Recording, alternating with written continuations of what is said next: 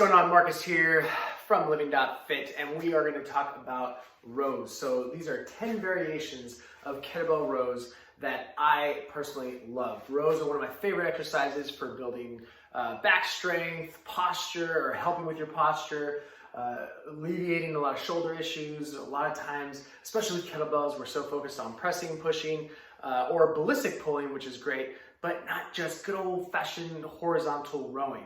And want to make sure that we're doing at least a 2-to-1, maybe even 3-to-1 for shoulder longevity purposes, pulling to pressing ratios. So I want to give you some different options that you can do with the kettlebells. Now, a couple of reasons I like the kettlebells specifically for these versus any other implement, which of course you can use anything heavy. That's not, they're not specific to the kettlebell because we're not doing anything ballistic that's going to require it to get into the rack position.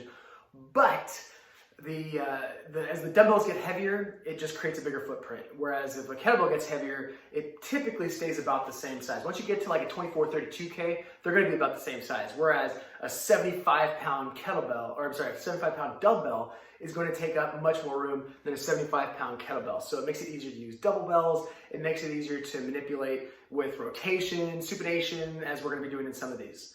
The other reason is because of the height of the handle, it makes it a little bit easier for any kind of prone work or any kind of on the ground work. So if I'm doing renegade rows, alternating rows, gorilla rows, whatever that is, it just elevates it a little bit more. So it just makes it slightly easier. So both reasons make it slightly easier, but again, because that allows me to go heavier, that makes it harder. So is it a wash? I don't think so. I like them. So here's 10 variations. Give these a try. Let me know what you think.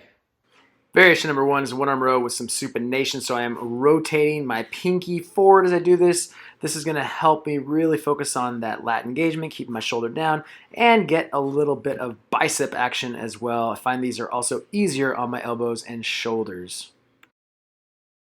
Typically, I want to keep my shoulder locked into place and just focus on my back, but with this, I'm going to add a little bit rotation. So I'm going to go a little bit higher than I normally would and get some trunk rotation. So it's going to get a little bit more core activation as well. Alternating rows where I'm going to drive my hand into the ground as I pull with my other hand. So that's my foundation. That's going to be a little bit easier if you're having low back issues.